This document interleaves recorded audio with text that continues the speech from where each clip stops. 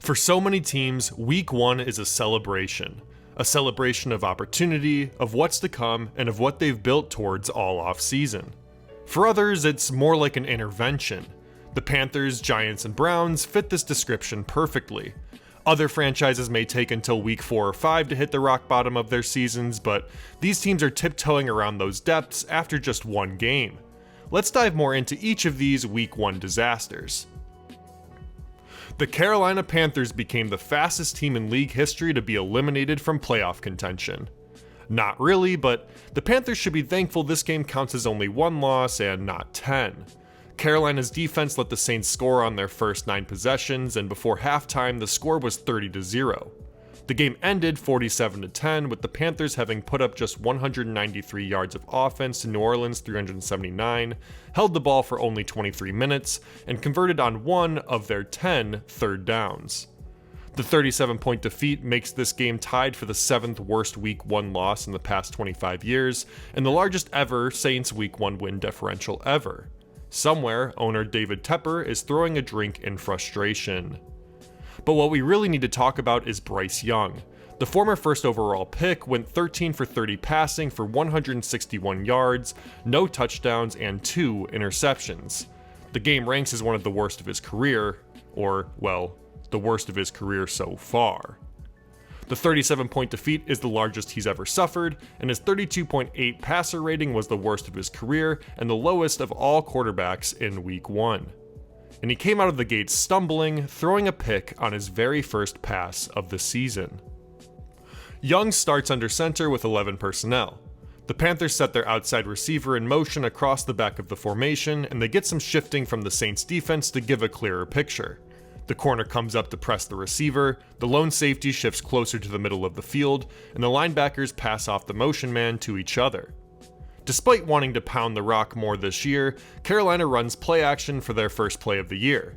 Both Diontae Johnson and Adam Thielen run post routes to the middle, while Jordan Matthews runs to the flat. Young targets Johnson on this throw, and I use the word target loosely here as the ball sails over Johnson and right into the hands of the safety 10 yards behind. This is a difficult throw to make, no doubt. After the defensive shifting, the corner presses up against Johnson and must carry him to the middle of the field for help for his safety, or chase him after the receiver gets outside. Young has to fit this into a tight window, but he's got to know that you can miss this pass low and away. With the safety backing up due to the deeper threat of Thielen, you just can't let this ball float on you over the middle. But that's exactly what happens here. Young stays flat-footed and throws a ball with very little torque, and it hangs on him. I've always thought quarterback height gets overemphasized in terms of how it affects a guy's vision or launch angles, but it's becoming a real concern of mine when it comes to Young. Would he even be capable of throwing this over the middle with a lower trajectory? Post-game, head coach Dave Canales said this on the interception. "I gotta watch the film. I thought he had good space. It looked like a high throw. Post safety was sitting there kinda in position for it, but Diontae had press. I thought he did a good job of separating there. It was just a matter of me to you factor." Oh, so it's just a me to you factor. So it's just an issue of actually throwing the ball. Well, that's good to know. The Panthers this offseason tried to fill their biggest roster holes to prevent a repeat of their 2-15 slog last year. They brought in Diontae Johnson, spent over $150 million on 2 guards, signed Jadeveon Clowney, drafted wide receiver Xavier Legette out of the first round, and yet, it all feels the same. For what it's worth, the players and staff in Carolina immediately acknowledged the failure and understood why we might be experiencing deja vu around the Panthers. Here's Thielen after the game. Job of talking about that and kind of addressing that, like this isn't last year. And yes, did we start out in a way that looks like last year? But this is a new team. This is a new roster. This is a new coaching staff. This is a new organization, I think. And we're not going to go back to last year. For his, Bryce Young's, David Canales, and all the people of Carolina's sake, I sure hope he's right. Losing 28-6 in your home opener is rough. Doing it as the franchise celebrates its 100th season and in these uniforms, that's brutal. This Giants game actually started out okay though. An early Vikings fumble led to a New York field goal and early 3-0 lead. Only with Daniel Jones going 2 for 3 for -3 yards to start the game, maybe I should have sensed what was coming next. The Giants defense allowed 21 unanswered points, including a 99-yard touchdown drive in the second that helped send the Giants off to halftime with boos from the crowd. But perhaps most damning of all, Sam Darnold looked like a franchise quarterback, grading out as the second best passer via PFF. Of course, the bigger story here, the huge story, the unavoidable 6'5", 220-pound elephant in the room, is Daniel Jones. He went 22 for 42, passing for 186 yards, 0 touchdowns, and 2 picks. He was sacked 5 times and hit 12.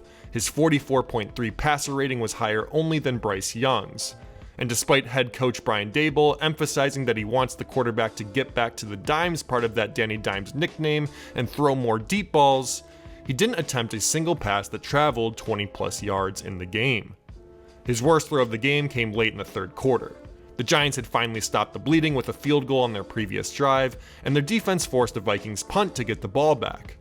There's really not too much to analyze here, outside of new Viking Andrew Van Ginkel making a really nice play. Jones motions over the outside receiver to come up behind the bunch to set up the screen.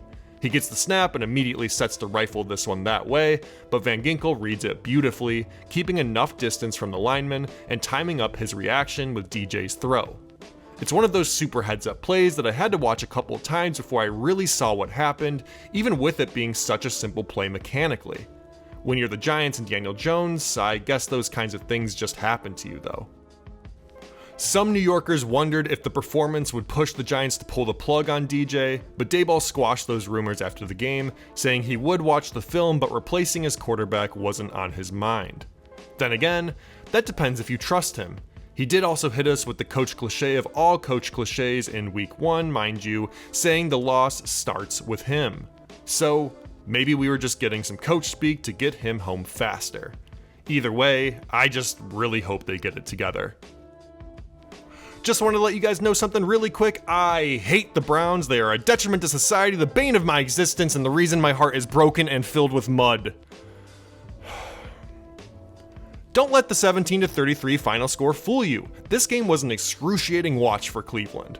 Going into halftime, down 20-3, the Browns had only one first down. It took just one drive for the Dallas offense to find their footing. The writing was on the wall early and then confirmed when the Cowboys returned to punt 60 yards to open up the third quarter. Maybe the most exciting thing for the dog pound all day was the thought of Cowboys kicker Brandon Aubrey actually trying a 71-yard field goal to end the second quarter. Cleveland's defense, which had been so good last year, especially at home, gave up the 5th most points allowed in week 1, and the statistical carnage could have been much worse had Dallas not taken their foot off the gas later in the second half. But we can't talk about Browns angst without mentioning the poster boy for all my disappointment, Deshaun Watson. He finished the game going 22 for 45, passing for 169 yards, 1 touchdown, and 2 picks. And although that final line is bad, it looked worse on the field. If you've seen my breakdown of Watson, you know that he can just look slow to decisions and disengaged, and when watching this game as the body language police, I was finding several crimes by Watson. And now that I think about it, maybe that isn't the best metaphor for Watson, but we're gonna go with it. One of Watson's superpowers used to be creativity, an ability to hold onto the ball as everything collapsed around him to find a big play.